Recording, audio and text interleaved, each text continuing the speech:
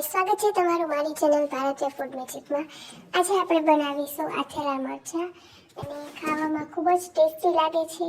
અને જ્યારે પણ આપણે શાક રોટી ખાતા હોય ત્યારે આપણે આથેલા મરચાં જરૂરથી ખાતા હોય છે. અને તો ચાલો ઝડપથી શરૂ કરી દઈએ. એના માટે મેં લીધા છે 250 ગ્રામ જેટલા મરચાં, અને મેં આવા સાદા તીખા અને ભૂરા એવા મરચાં આવે છે એ લીધા છે. જનરલી આપણે વઢવાણી મરચાં આવતા હોય એનું આપણે અથાણું કરતા હોય, પણ એ અત્યારે અવેલેબલ નહોતા એટલે મેં આ મરચાં લીધા છે.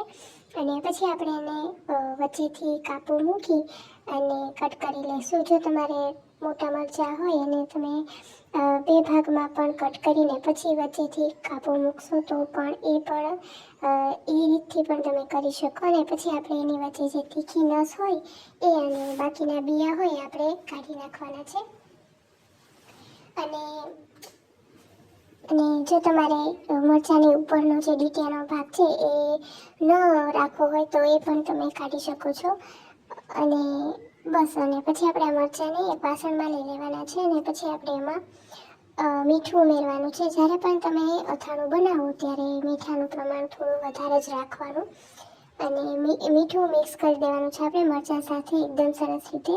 અને પછી આપણે એમાં થોડી એવી હળદર એડ કરવાની છે. અને હળદર એડ કરી અને પછી આપણે એને એકદમ સરસ રીતે મિક્સ કરી લેવાનું છે. અને મિક્સ થઈ જાય પછી આપણે એને 2 કલાકનો રેસ્ટ આપવાનો છે. અને આપણે એને ઢાંકી અને 2 કલાક માટે મૂકી દઈશું. અને પછી આપણે આ મરચાં છે એને આપણે કોઈ અલગ કાણાવાળું સીબું અથવા તો કોઈ કાણાવાળું વાસણ અથવા તો તમે કપડા ઉપર પણ એને ફેલાવી શકો છો. અને પછી આપણે એને અલગ આવી રીતે લઈ અને પછી આપણે એને પંખા નીચે 2 કલાક માટે રાખવાના છે, જેથી જેનું મોઇસ્ચર છે એ ઉડી જશે. અને મરચાંમાં કોઈ મોઇસ્ચર નહીં હોય એટલે તમારા મરચાં બગડશે પણ નહીં. હવે આપણે મસાલો બનાવીશું. એના માટે મેં એક વાસણમાં 1/3 કપ જેટલા રાઈના કુરિયા લીધેલા છે એ એડ કરશું. અને પછી આપણે એમાં અડધી ટીસ્પૂન જેટલી હળદર એડ કરવાની છે.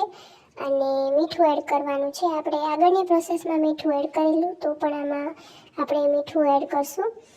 અને મીઠાનું પ્રમાણ થોડું વધારે જ રાખજો. સ્વાદથી થોડું વધારે એડ કરવાનું. સ્વાદ મુજબ આપણે એડ કરતા હોય એનાથી થોડું વધારે એડ કરવાનું. અને પછી 1/4 ટીસ્પૂન જેટલી હિંગ એડ કરવાની છે.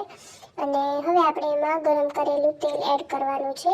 તેલ તમારે એ મુજબ ગરમ હોવું જોઈએ કે તમે તમારી આંગળી ટચ કરો તો તમે એનું ટેમ્પરેચર સહન કરી શકો એટલું ગરમ તેલ એડ કરવાનું.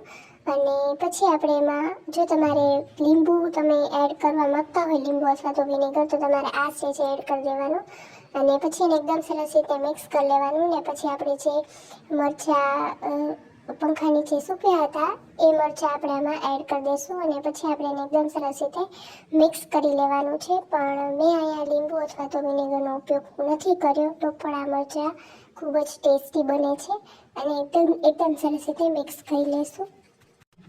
હવે આપણા મરચાં મિક્સ થઈ જાય પછી આપણે એને કાચની બરણીમાં ભરી લેવાના છે. અને એને 1 દિવસનો રેસ્ટ આપવાનો છે. અને 1 દિવસ થઈ જાય પછી તમે બીજે દિવસે આ મરચાંને ખાવામાં ઉપયોગમાં લઈ શકો છો.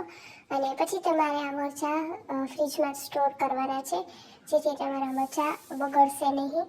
અને તમે આ રેસીપી ઘરે જરૂરથી ટ્રાય કરજો. અને મારી રેસીપી તમને જરૂરથી પસંદ આવી જશે. અને જો તમે હજી મારી ચેનલને સબસ્ક્રાઈબ ન કરી હોય તો જરૂરથી કરી લેજો, જેથી તમને મારા વિડીયોની નોટિફિકેશન સૌથી પહેલાં મળી જાય. Thank you so much for watching.